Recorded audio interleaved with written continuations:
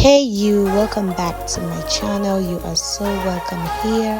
It's all about good vibe fun, so please like this video, subscribe and share, and let's get into today's video. I know you're in here for a whole lot of fun. Let's go on this journey.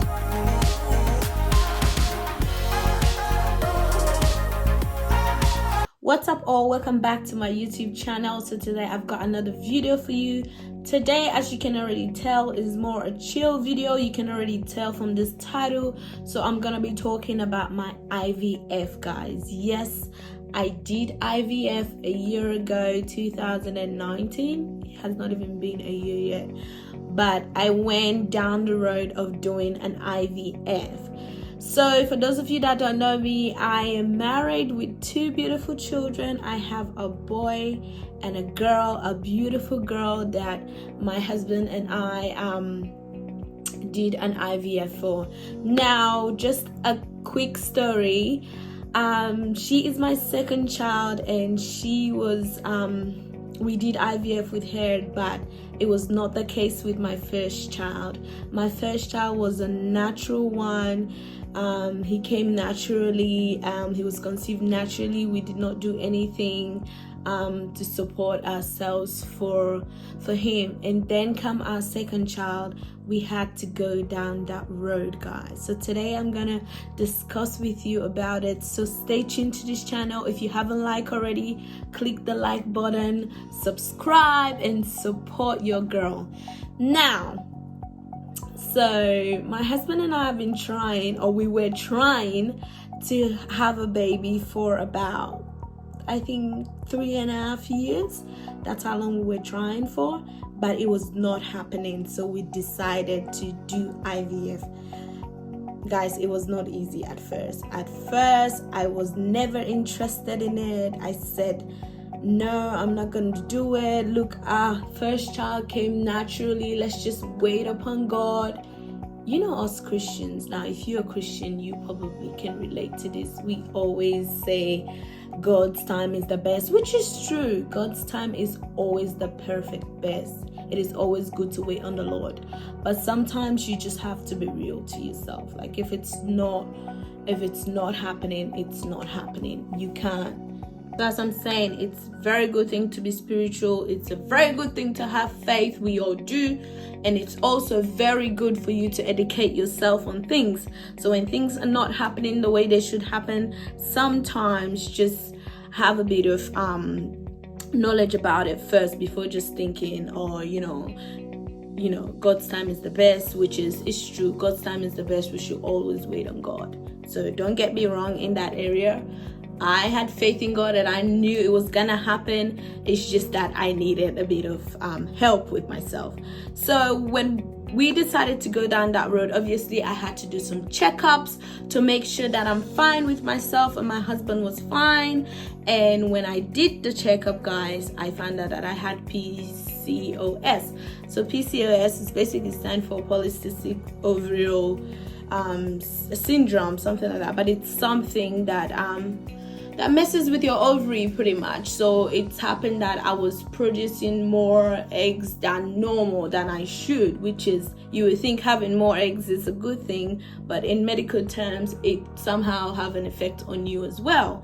So I find out that I have that, which is something that I didn't even know what it was, but apparently it's an inherent thing that you can inherit from one of your parents, and it is very common with females. So apparently 20% or 50% of females have it and they don't even know, and sometimes that could be the cause of your delay in getting pregnant. So now that I have checked what is the reason why my pregnancy is delayed, and I find out what it is, the next step is, what are we gonna do? Are we just still gonna sit around and wait, or we should try to do the IVF and see how it comes out? Now with IVF, guys, it is a broad thing beyond even my own understanding. IVF can come in different way. You need people that need donors. You need people that does it in a very different way. You need people that just need medication to support having that extra support with medical terms, and that is where I come in. So with my case, it wasn't as major as doing an I didn't need anybody to donate anything to me. My husband's sperm was fine. I was capable of having a child. It's just that the way it was happening with my hormonals and my ovulation was quite different. Now I decided to talk about this. My hair is just on my face. I decided to talk about this today because I know that a lot of people are struggling with this, okay? Some people, especially people from my community, people from my race, are not comfortable talking about this at all. And I'm telling you, because it's something that I've experienced. People are not comfortable talking about IVF. They see it as a taboo. They see it as embarrassing. They see it as no. But no, it is not the case. For me, I am very open person. I'm open about a lot of things. Yes, I do have my private things that I don't discuss about, but it's something like this. I intend to educate myself more, ask a lot of questions, because that's the only way, or that's another way to you can learn, by asking questions. Now I know people are very uncomfortable at talking about things like this, which I totally understand. But today I'm here to encourage you and also let you know it's something that you should not be embarrassed about. Just because you're doing IVF doesn't make you an incompetent. Just because there's a lot of stages in life. Some people were not born blind, but they end up getting blind. Some people were not born disabled, they end up getting disabled. But it's just a matter of where your life is and where your journey is at that stage. So it's nothing to be embarrassed about. And if I did not have the extra support on YouTube, where I had to go there, learn from other females and how they deal with this, trust me, it would have been hard for me, because I didn't see, or I was not comfortable talking about it. Like with us, or in our society, they teach us how not to get pregnant. There's all this precaution, but they don't actually teach you in terms of, you know, going through this, how to deal with it. Because you have some people that are very, very depressed. You have some people that have done the IVF, it didn't work for them. You have some people that have been trying. It took forever for it to work. But I was grateful enough that I did it once. I only had a first go, and it worked for me, and I'm very grateful to God about that. So it's definitely not something to be ashamed of. It's not something to put someone down. Now look, if you know anyone that is going through that, or you know somebody that has done it and it didn't work, find a way to support that person, find a way to encourage that person. With me, I was grateful and I was happy that I had families there. I had friends to support me, and I also had my husband who was there for me as well, and we were there for each other, because it was also not an easy thing for him. This doesn't just come down to females. Guys actually go through it too.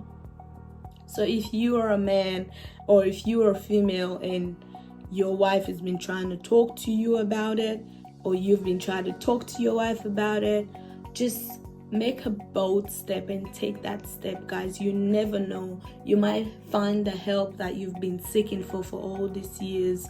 The doctors are there. We are in a first world country, guys. If you can have extra support with these things, do it. Do not put the other partner in strain when you know that you can go somewhere and find help. I had my baby. She is beautiful now. If you follow me on my social media platform, you get to see her a lot. I have not yet bring her in YouTube, just because I am not ready to expose her that much yet. I know social media is a very big place, and I would bring her in the later part in my YouTube journey, but I'm just not comfortable yet in putting her.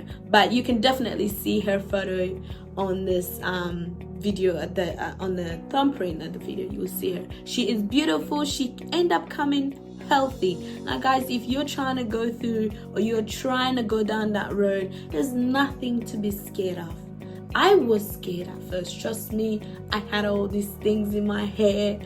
What if she doesn't come out, or what if he or she doesn't come out well? What if I end up having a disabled baby?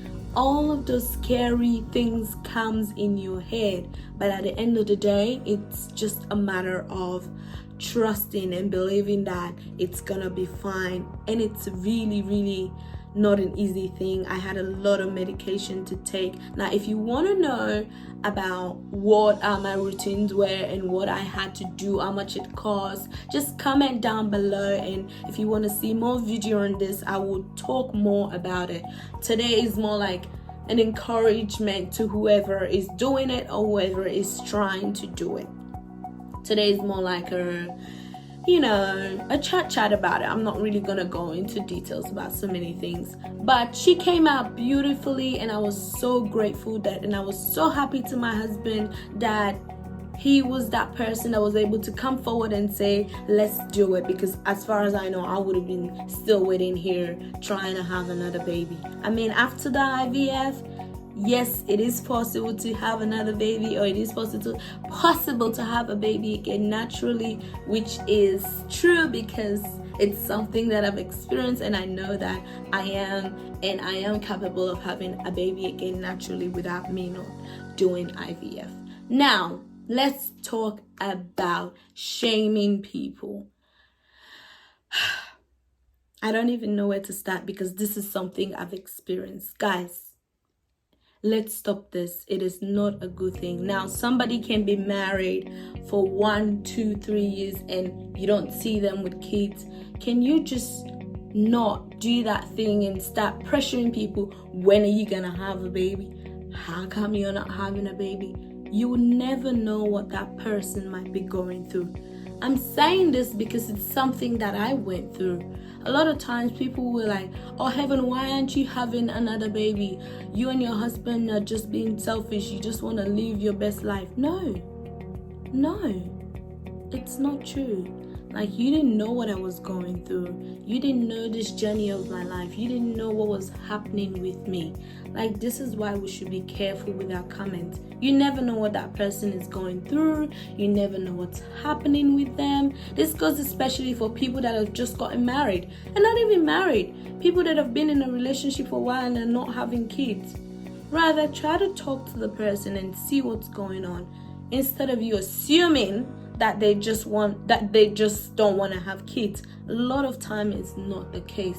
A lot of time it could be that they're just struggling a bit. A lot of time it could be that they're not ready yet, and you never ever know what the situation is. So guys, if you're one of that person, or this is something we sometimes do it casually, like you don't know how it's affecting that person. I'm sure a lot of people don't know that those comments were affecting me, asking me every single time, when are you having another child? And mind you, you didn't even know that I was going through this.